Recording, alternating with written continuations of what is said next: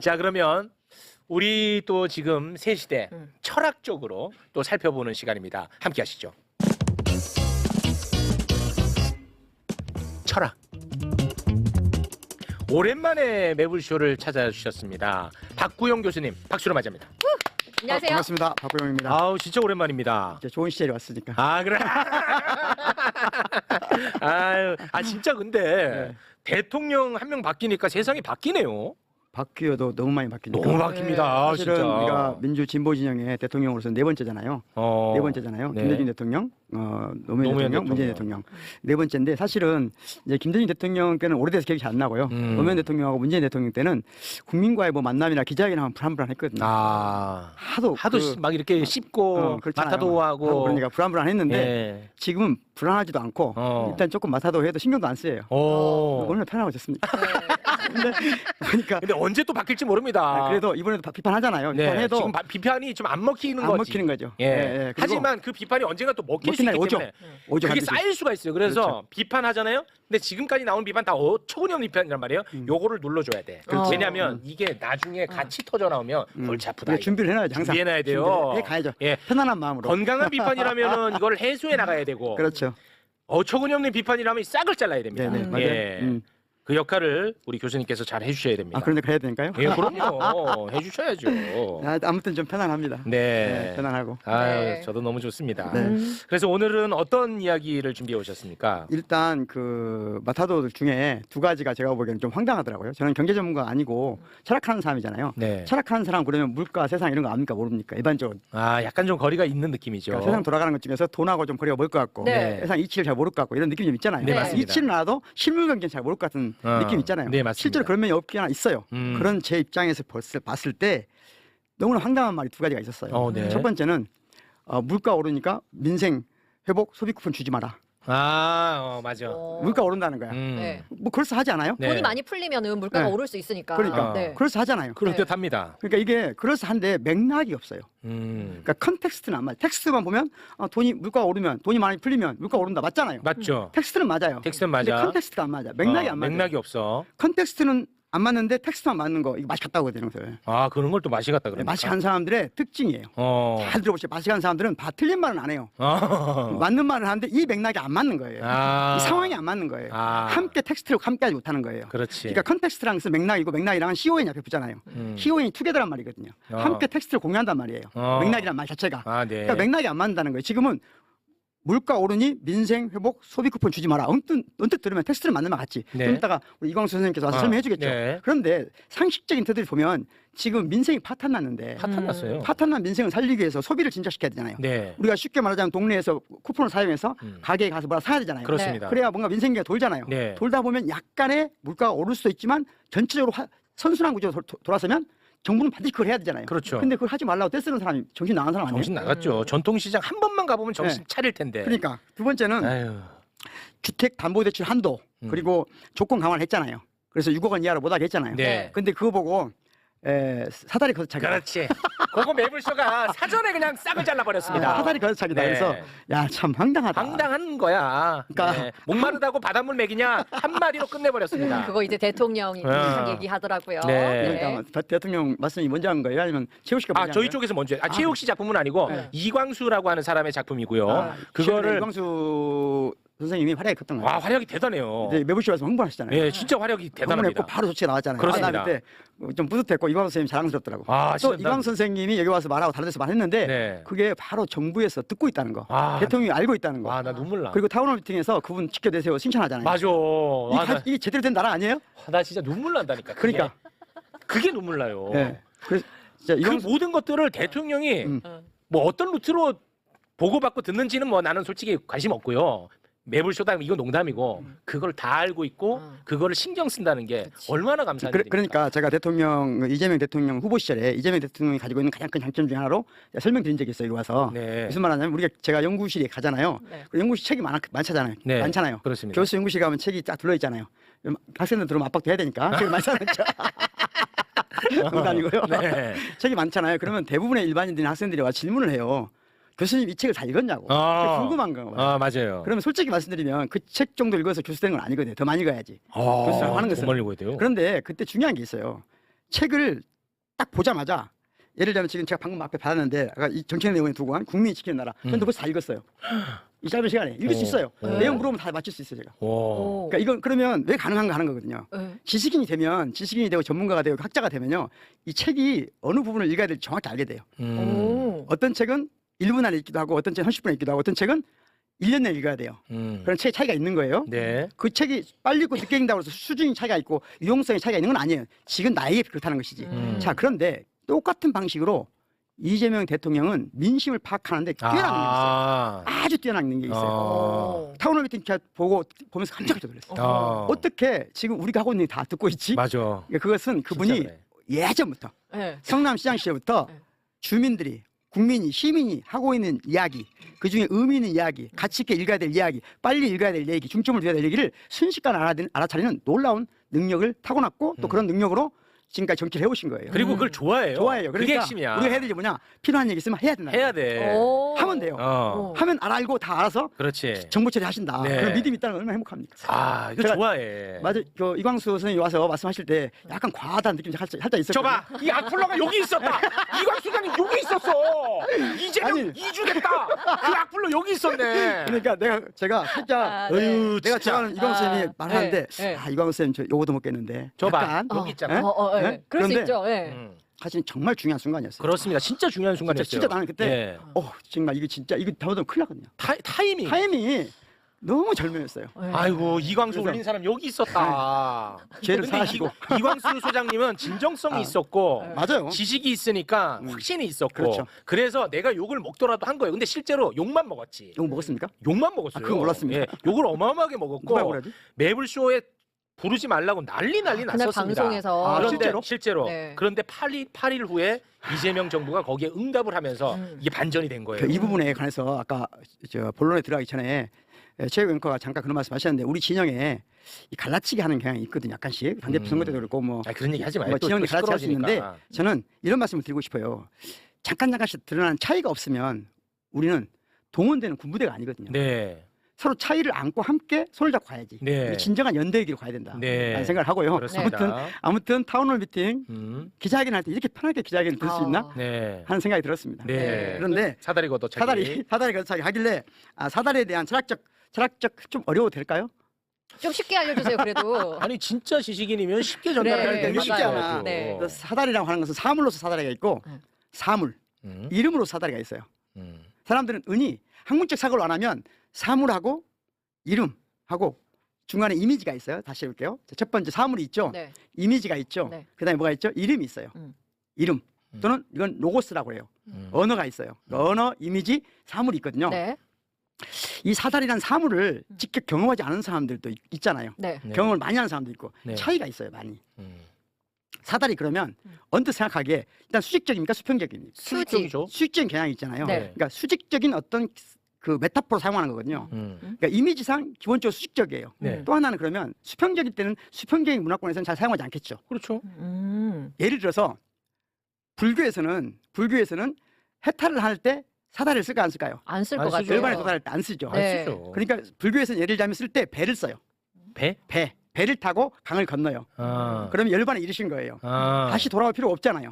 그러니까 배는 그 갈 때까지만 쓴다 이런 비유가 많이 쓸 수가 있죠. 네네. 그러면 이 사다리 이건 수직적이란 말이에요. 기독교에서는 저 위로 올라가야 되니까 사다리를 많이 써요. 아 그래요. 자 그러면 두 번째 우리가 생각해 볼 수 있는 건 사다리는 올라가는 건가요? 내려오는 건가요? 올라가는 올라가는 거요. 아 이게 대단한 거예요. 이 두 분 다 사다리를 안 사용해 보신 거예요. 아. 실제로 많이 안 써보신 거죠. 네. 사다리는 올라가는 데만 쓰는 게 아니잖아요. 올라갔다 내려올 때. 내려올 때도 사실 쓰는 거죠. 그렇죠. 사다리를 안 써보신 분들은 올라가는 것만 생각을 해요. 대체 그런 경향이 있다. 네. 이런 전제에 두고 네. 그러니까 실제 생활에서 사다리를 자 그러면 실제 사다리를 걷어차는 사람은 올라간 사람일까요? 밑에 있는 사람일까요? 걷어찬다고요? 네. 그럼 누가 사다리를 없애는 사람은 올라가 있는 올라가는 사람이죠. 사람. 올라가는 사람이 걷어차면 못 내려오는데 어떻게 없어요?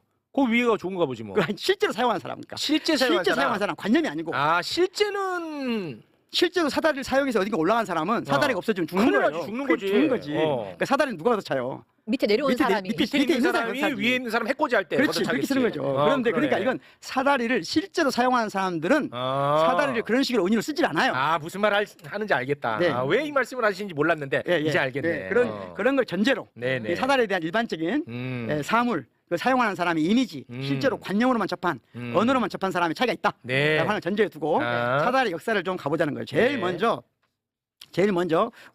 우리가 생각해 볼 수 있는 것은 이번 이재명 대통령이 첫 번째 시행한 거 있잖아요. 그러니까 주택 서울에서 6억 원 이상은 더 이상 돈을 빌릴 수 없어. 대출 규제. 주택담보대출 할 수 없어. 네. 이것은 사다리로 보면 무엇을 뺀 것이냐 이거예요.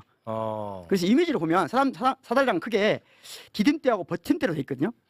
버팀대는 양쪽 크게 기둥, 네. 버팀이고 버팀. 디딤은 하나씩. 그렇지. 그럼 이미지를 보시면 맨 윗장에 이미지를 보시면 맨 윗장 걸 너무 과도하게 지금 흥분되어 있는 이 시장을 가라앉히기 위해서 맨 위에 디딤대만 살짝 빼놓는 거예요. 이미적으로. 너무 올라가지 못하게. 네, 이렇게 해놓은 것은 다른 말로 하면 이 밑에 있는 모든 사람들에게 사다리를 온전하게 갖추기 위한 조건이란 말이에요. 잘못하면 모든 사람 사다리가 무너지게 생겼어요 지금. 네. 사다리 자체가. 네. 사다리 자체가 정말로 걷어차기 할 것 같으니까 시장이. 정부는 이 사다리를 맨 윗 디딤대만 하나 임시로 빼놓은 것이다. 이렇게 저는 이해를 해요. 네. 이 전제하에서 사다리의 은유의 역사를 가보자. 은유. 사다리는 은유예요. 사다리 은유죠. 역사적으로 가장 오래된 은유는 야곱의 나타나는 꿈입니다.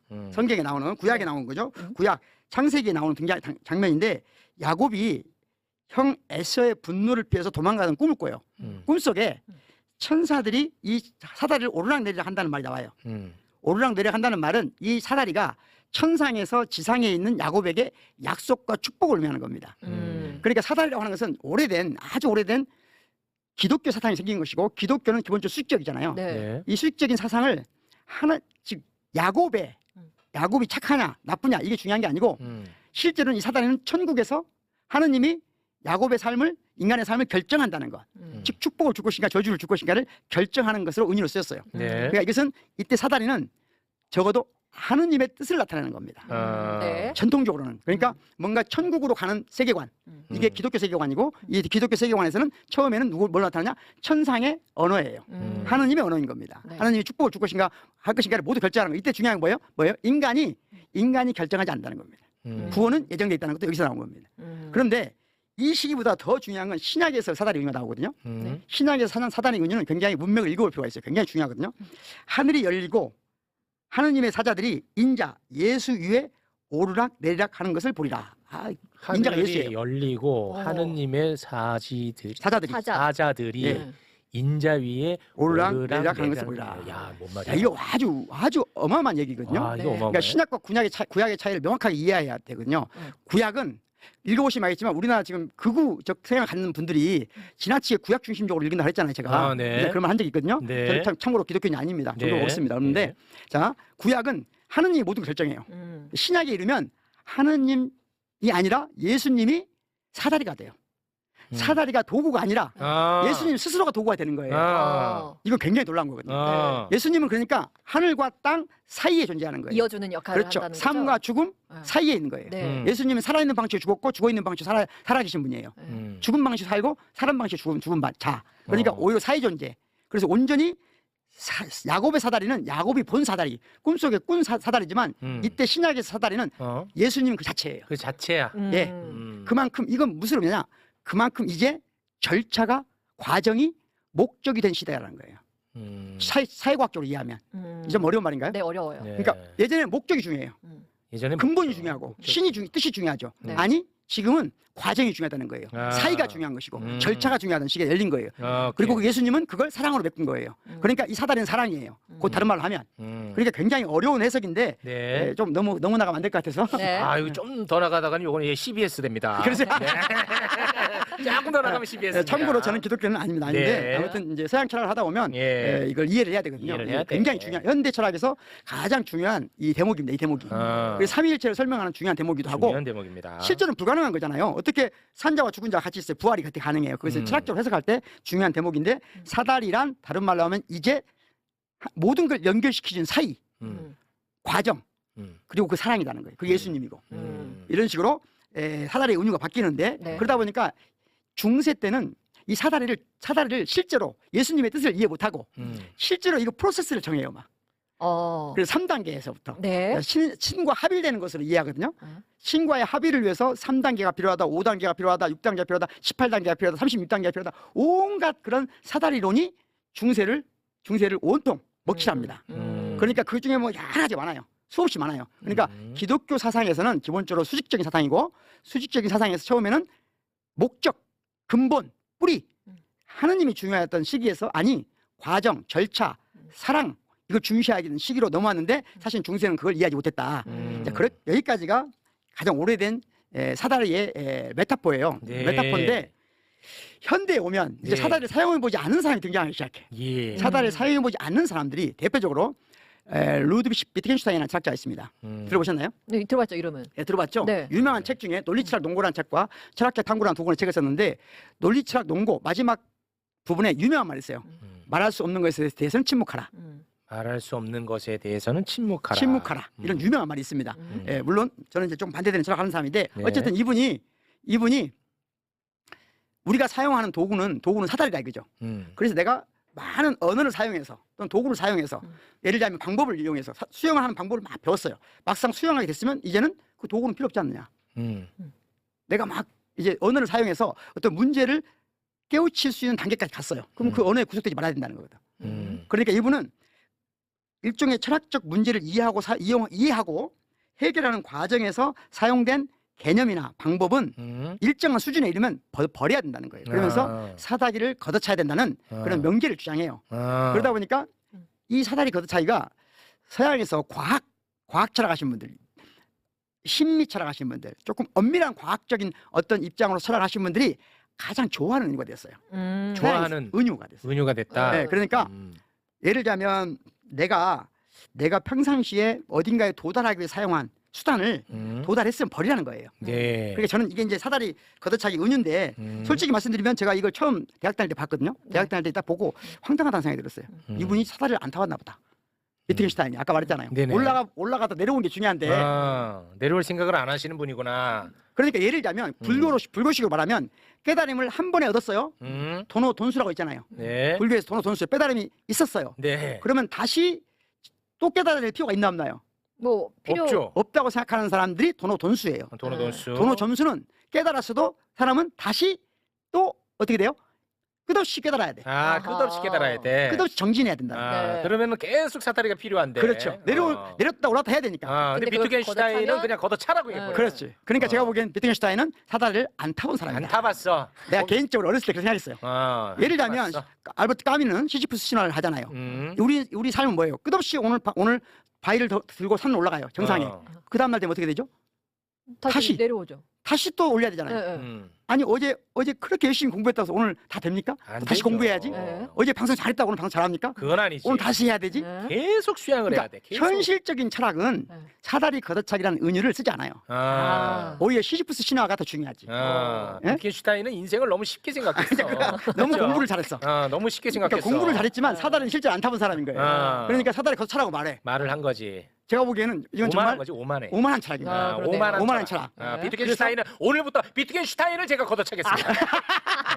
오만해. 아니, 그래서 본인이 반성하고 반성했어요? 네, 반성하고 또 이제 철학 끝났다. 철학 끝났다고 떠났어요.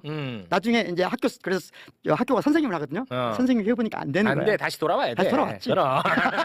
그러니까 뭔가 이렇게 뭐 이렇게 깔끔하게 얘기하는 사람, 예. 그 사람들은 하수야. 그렇지. 예, 돌아와서 그런 거 없어. 반성하고 새로운 책을 썼죠. 예. 예. 그때 저는 대학 다닐 때 이 사다리 운유를 보고 이 사람은 현실이 모른다. 모른다. 비트겐슈타인. 그래서 네. 말할 수 없는 것에 대해 침묵해라고 했다. 사실은 철학은 말할 수 없는 것을 말해야 되거든요. 도저히 말로 할 수 없는 거, 말도 안 되는 것을 말로 해야 돼요. 그렇지. 다른 사람들은 말을 못 한단 말이에요. 누군가는 침묵을 강요당할 때 학자는 뭘 해야 되죠? 말해야 되잖아요. 말해야 돼. 이게 현실이죠. 그렇지. 현실 철학이지. 예? 앞뒤가 명제가 안 맞는다고 말을 못 해요? 해야죠. 해야지. 해야죠. 그래서 그랬다. 그랬는데 사실은 이 사다리 걷어차기가 유럽에서 그러니까 잠깐 이미지 하나 보여주실래요? 유럽에서 네.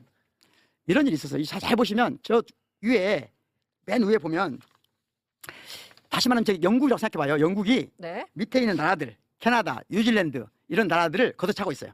이게 어떤 모습이냐면요. 영국이나 미국이 똑같이 유럽이 대부분 이렇게 했는데 처음에 자본주의가 막 강해질 때 자기들이 처음에는 전 나라에다가 전 식민지에다가 물건을 팔아먹잖아요. 팔아먹는데 어느 순간 식민지에서 들어오는 물건 때문에 자기들 경제가 조금 위태로워져요. 그러니까 어떻게 하냐? 보호무역을 합니다. 그래서 지금 트럼프하고는 똑같은 거거든요. 아, 그 사다리에 그 캐나다 이렇게 써 있네. 써 있어요. 잘 보시면 캐나다 써 있고 뉴질랜드 써 있고. 뉴질랜드 네, 써 예. 있고. 그러니까 경제적으로 크게 성공한 나라들이 처음에는 보호무역으로 성공을 해요. 그래서 그 보호무역 성공한 다음에 자기들이 성공했잖아요. 그러면 이제부터는 자기들은 자유무역을 해. 그러면 이제 후발 국가가 막 어떻게 해요? 보호무역 따라하려고 하잖아. 그러면 자유무역도 하라고 그래. 그 자유무역 하다가 후발 국가가 따라오잖아요. 그럼 다시 또 보호무역해. 지금 트럼프 하는 게 그거거든요. 네. 우리한테 자유무역 하자고 FTA 강요한 거랑 마찬가지잖아요. 그렇습니다. 거의 압박 전 세계를. 네. 우리 어렸을 때 들어오면 우루과이 나오는 생각나요? 예. 농촌 개방해라, 금융 그렇습니다. 개방해라, 끝없는 개방을 요구했거든요. 그렇지. 그래서 우리는 그 개방, 자유무역이란 말이 약간 알레르기 반응이 있었어요. 아, 무서웠지. 그런데 우리가 어느 순간 그걸 소화해서 우리가 자유무역을 하니까 더 좋아진 거야. 더 좋아졌어, 오히려. 우리가 더 강해졌고. 그러다 보니까 이제 자유무역 안 하겠대. 안 하겠대. 이게 서다리 걷어차기라는 거예요. 그렇지. 자기들은 이게 올라와 있으니까 그렇죠. 따라오지 말라고. 그것을 네. 우리나라 출신으로 세계적인 경제학자 장하준 선생님께서 실제로 책을 냈어요. 책을 낸 게 뭐냐면 Kicking Away the Ladder, 사다리 걷어차기 책을 내셨어요. 이게 지금 트럼프가 지금 보호무역 정책을 펼치기 바로 직전 상황이에요. 그러니까 다른 모든 나라에게 자유무역을 하고 강요하는 거예요. 그래서 보호무역의 사다리를 걷어차는 거거든요. 네. 근데 이제는 뭐예요? 본인이 보호무역하면서 자유무역의 사다리를 걷어차는 상황인 거예요. 그렇습니다. 그러니까 이건 그야말로 강자의 논리인 거죠. 강자의 논리야.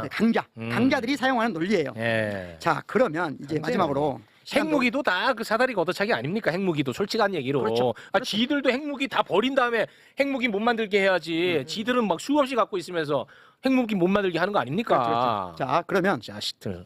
여기서 한 가지 강남하고 네. 수도권 아파트 소유자들이 보았을 때 그들의 입장에 서보자는 거예요. 그러면 그들이 이용했던 수단이 대출을 이용했던 뭘 이용했던 어쨌든 지금 강남의 아파트 소유주자 또는 네. 2주택 이상의 보유자가 있다고 생각해보자는 거죠. 네. 자, 그들의 입장에서는 지금 다른 사람들 아직 이 아파트를 소유하지 못한 사람들이 자기하고 똑같은 욕망을 가지고 대출을 엄청 받아서 올라오길 바라요? 아니면 못 올라오길 바라요? 못 올라오길 바라겠죠. 저는 올라오길 바랄 것 같아요. 그렇게 최후 시점 생각하면 안 된다는 거예요. 지금. 제 생각하면 안 돼. 생각해봐요. 저 사람들이 나하고 똑같은 욕망을 가지고 빚을 내서 올라와야 자기가 50억에 산 게 80억이 되잖아요. 그렇지, 내 집값이 올라가지. 네. 그렇죠. 네. 그러니까 이들이 진정으로 원하는 건 뭐냐면 사람들이 계속해서 대출 규제 안 하고 대출을 더 열어줘서 결국은 사다리를 엉성하게 만들어서 막 계속 올라오게. 계속 올라오게. 계속 올라오게. 사다리 걷어차기 하는 게 아니에요. 이거. 사다리를 걷어차면 망해요. 사다리 이 디딤들 하나를 빼면 강남에 있는 실소유주들은 자기들이 원하는 걸 모든 걸 일순간에 정지시켜야 됩니다. 그런데 다시 말하면 이 경우 이건 악마의 사다리예요. 악마의 사다리. 악마의 사다리. 네. 사다리가 똑같은 사다리가 아니에요. 지금 은행 대출을 무한대로 풀어두고 마음대로 아파트를 사서 즉 20억밖에 없는데 30억 대출 받아서 50억짜리 아파트 사게 하는 이 구조는 네. 사다리 중에 사다리, 악마의 사다리다. 악마의 사다리다. 이 악마의 사다리를 통해서 유일하게 이득을 보는 사람 누구예요? 강남에 아파트를 살 수 있는 사람. 이미 가지고 있는 사람이 사람들. 가장 큰 이득을 봅니다. 네. 두 번째는 이 악마의 사다리를 가장 빨리 쥐어잡은 사람. 대부분 사람도 어떻게 되죠? 절대로 이 악마의 이 사다리를 탈 수 없어요. 네. 그래서 저는 정확히 말하면 이준석 씨가 그랬는지 누가 그랬는지 모르지만 사다리를 걷어찼다고 하는데 정확히 표현하면 악마의 사다리를 걷어찬 것이다. 이재명 대통령이. 즉, 악마의 사다리를 걷어찼다. 악마의 사다리를 걷어차고 천사의 사다리로 바꾼 것이다. 그럼 그걸 똑같은 사다리를 보면 안 된다는 거죠. 사다리 은유를 너무 단순하게 생각하면 그럴듯해 보이는 거예요. 이제부터는 이렇게 하자는 거예요. 대출 규제 없이 말하자면 시장의 논리대로 그대로 두면 시장이 파괴되는 것. 시장이 파괴돼서 실제로는 대부분 사람들이 아파트 실소유자가 아파트를 소유할 수 없는 상황. 그래서 아파트가 몇몇 사람들의 국가 경제를 망치는 투기 수단이 되는 것. 네. 그렇게 만들어주는 사다리. 그 사다리는 악마의 사다리라고 하자. 악마의 사다리다. 이 악마의 사다리를 걷어차고 천사의 사다리를 바꾸는 것이 다른 말로 하면 대출을 규제해서 이제 촘촘하게 누구든지 자기가 실제로 필요한 지역에서 필요한 시기에 필요한 방법으로 장기적인 꿈을 가지고 아파트를 살 수 있도록 해주는 천사의 사다리를 놓아야 된다. 아, 좋습니다. 네. 아, 서론만 좀 짧았으면 오늘 최고의 강의가 될 뻔했는데 서론이 길었어요. 거기서 다 떠났어요. 아니, 너무 좋아가지고 아까 그 상황이. 아, 서론이 길었어. 굉장히 좋네 뒤에는. 네, 이해했을 때 했는데 악마의 뒤에는. 사다리를 네. 걷어차는 정책이었다. 네. 그런데 참 이 재미난 게 인간이 참 재밌는 존재인 게 집값이 막 오르잖아. 네. 그러면은 막 되게 사고 싶어요. 근데 집값이 떨어지면 또 안 사고 싶어. 그렇죠. 그래서 이게 안정화되면 계속 더 떨어지고 더 밑에서 안정화가 될 거라는 기대를 합니다. 이제 우리 모두가 천사의 사다리를 타고 자기가 필요한 주거 지역을 가질 수 있는 시기로 곧 올 것 같다 느낌이 필요한 그래서 사람만 딱 사고 누군가 말도 안 되는 사다리 걷어차기를 말하면 네. 그때 우리는 이렇게 말하는 거예요. 그건 악마의 사다리야. 악마의 사다리는 걷어차야지. 네. 이렇게 말해야 된다. 결국은 정치적 담론도 언어 투쟁이거든요. 네. 아, 언어 투쟁. 담론 투쟁이고. 그래서 아. 이 은유를 바꿔야 된다. 바꿔야 돼. 사다리를 이때는 두 가지 은유로 사용해야 된다. 악마의 사다리, 천사의 사다리. 이렇게 두 개를 사용하자. 아, 또 이거 고맙습니다. 대통령실에서 딱 보고 이제 정책 이렇게 설명해 줄 때. 서론이 길어서 안 볼 것 같아. 서로 자르고 네. 뒷부분만. 아, 이게 그 집이 다시 말해 이제 그 서울 아파트가 투기 상품으로서 매력이 없어지게 되면 아마도 핸드폰처럼 여기도 살아보고 싶고 저기도 살아보고 싶고 이렇게 계속 그렇죠. 바꾸면서 살아보고 싶은 욕망도 난 새롭게 또 생겨날 거라고 저도 봅니다. 그렇습니다. 예, 그렇잖아요. 네, 네. 핸드폰 봐봐. 계속 바꾸고 싶어 네. 하잖아. 근데 집은 다 떨어진 집도 거기 사고 싶어 한다고 맞아요. 지금. 네. 이게 정상은 아니잖아. 더군다나 네. 지금 농물 나고 하는데도 그거 사고 제가 싶어 보기에는 해. 우리나라가 그러니까 자본주의를 산업자본주의, 금융자본주의로 이렇게 나눠볼 수 있거든요. 산업자본주의에서는 세계 최강이에요. 우리나라가. 근데 금융자본주의가 후진적이었어요. 아, 금융자본. 우리나라는 산업자본주의는 유리한 국가인데 금융자본주의가 안 됐어요. 금융자본주의가 된 게 아니라 자본가 국가였어요. 저는 우리나라가 자본주의가 아니라 자본가주의다. 자본가주의. 이걸 좋다. 자본가주의에서 자본주의로 금융자본주의 측면에서 그걸 전폭적으로 바꾸는데 저는 부동산을 어떻게 할 것이냐 문제라고 봅니다. 아, 좋다. 가장 중요한 규제고 이 부동산을 규제를 정확히 해야 금융자본주의 국가가 된다. 네. 그래서 금융시장이 활성화되고 그래서 이제는 보통 대부분의 시민들이 금융자본주의에서 일정하게 자기가 어떤 어느 정도 자본이 축적된 일을 인정할 수가 있거든요. 네. 그럼 그에 따라서 주택을 소유하는 그리고 좀 더 유동성 있게 네. 주택도 여유롭게 하고 싶은 주택 이제 이 집에 살아보고 저 집에 살아보는 그렇지. 그런 여유를 가질 수가 있다. 아이고, 그런 시대가 좋다. 저는 이재명 이제 정부와 와야 함께 돼. 시작된 것 같아요. 와야 돼. 완성되기는 어렵겠지만 시작된 네. 것 같다. 아유, 고맙습니다. 이광호 설명 잘 해주시더라고요. 네, 네. 고맙습니다. 자, 그러면 우리 교수님과는 여기서 인사를 나누고요. 자, 그리고 또 이제 경제 이슈에 흔들려고 하는 세력들이 굉장히 많습니다. 지금 뭐 비탄감 관련해 가지고 뭐 맞아요. 도덕적 해이라고 난리거든요. 네네. 그런 등등 다룰 얘기가 또 많아요. 그래서 그 부분은 3교시에서 다루도록 하겠습니다. 박구영 교수님, 대단히 고맙고요.